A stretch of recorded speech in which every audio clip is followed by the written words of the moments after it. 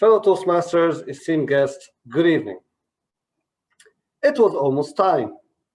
I waddled to the office and met the receptionist for my interview. From here, she said, Mr. King will follow me. Mr. King will be with you in a minute. I waited inside the room. It was a little bit longer than a minute. I was very excited because this was my first interview after graduation. Not only that, but it was a difficult job to apply to, and few of us made it to the interview part. Mr. King arrived and started the interview. He started with the basic questions. Kamal, tell me a little bit about yourself. Tell me where you grew up. Tell me which school you went to. What did you study? What were your favorite subjects? The routine questions. Then came the serious questions. The serious questions, which we all know are coming. He started with, Kamal, where do you see yourself in 5 years? I was well prepared for that, for I had been practicing with my friends on how to answer these trick questions, cliches. I said to him, in 5 years, I'll be sitting where you're sitting and doing interviews to other people and leading a team of members. Leading a team, he said.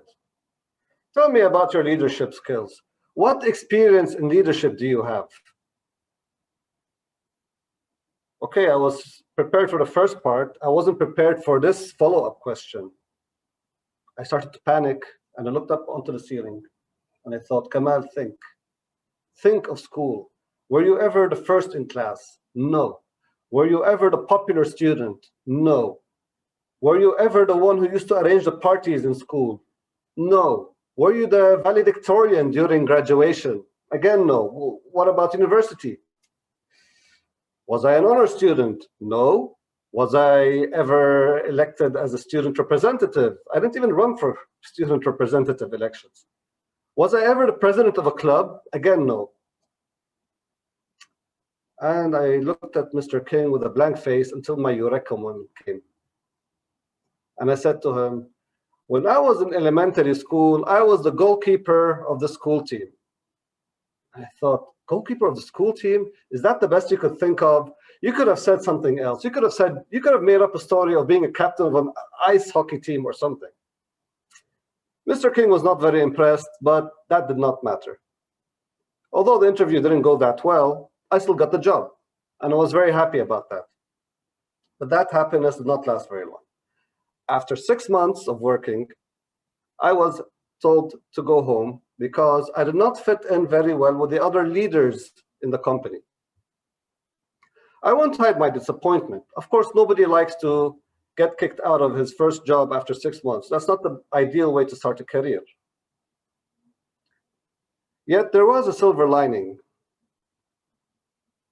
This company gave us a lot of training about leadership, and they expected us to be leaders. And my own mentor worked very hard on training me to how to tell the difference between listening and hearing. A few months passed. During my idle time, I started reading a book which my friend had given me, and it was called The 7 Habits of Highly Effective People. I read the first 4 chapters. Four chapters didn't mean very much, but when I got to the fifth chapter, wow. The chapter was called Seek First to Understand and Then to Be Understood. That was amazing. That brought back a lot of memories to me. A lot of times when I used to interrupt others, at times I used to interrupt my own parents, my own teachers, my own colleagues in school. It dawned on me that this was an important lesson to be learned. And I'm very thankful for that priceless gift that my friend gave me. Fast forward 5 years, picture this.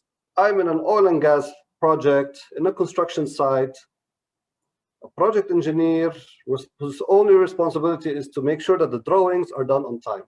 This kind of job did not require leadership, so to say. Yet as the project progressed, I found myself being involved in management meetings with other disciplines, with procurement, with materials, with safety, with welfare of the workers. I couldn't understand why, but I had the habit of listening to others and getting myself involved in other issues that were not really in my job title. Until one day, the safety manager came to my office and started blaming me and complaining about why the workers were showing up late to work. At this point, I got up, very frustrated, and walked to my project manager. And I said to him, Mr. Raymond, this is not acceptable. I'm being blamed for things that are not in my scope of work. Mr. Raymond was very calm, and he looked at me and he smiled and he said, Kamal, do you think they would come to you if they didn't believe in your leadership skills? Do you think they would come to you if they didn't think you could solve the problem? You have two choices. Either you say it's not my job and let it flow, or you step up and prove to us that you are the leader we all think you are. Wow, I just got endorsed for my leadership skills by the old project manager, someone who meant a lot to me. That's when I realized that I was a leader without really knowing it. Leadership does not mean that you have to boss people around. Leadership is not about being in the front all the time or leading by example. My form of leadership, the leadership that I practice, involves listening. And when you listen, you can actually understand what other people are trying to say to you and read between the lines. I don't know how to classify this leadership, but I do know one thing. Next time I go to a job interview and I'm asked, where do you see yourself in 5 years? I will say exactly what I said during my first interview, where you're sitting and leading a team. Yet if I'm asked, demonstrate to me what leadership skills you have, I will answer, I can listen. I've been listening to people, and that is my leadership skill. Back to you, Toastmaster Karim.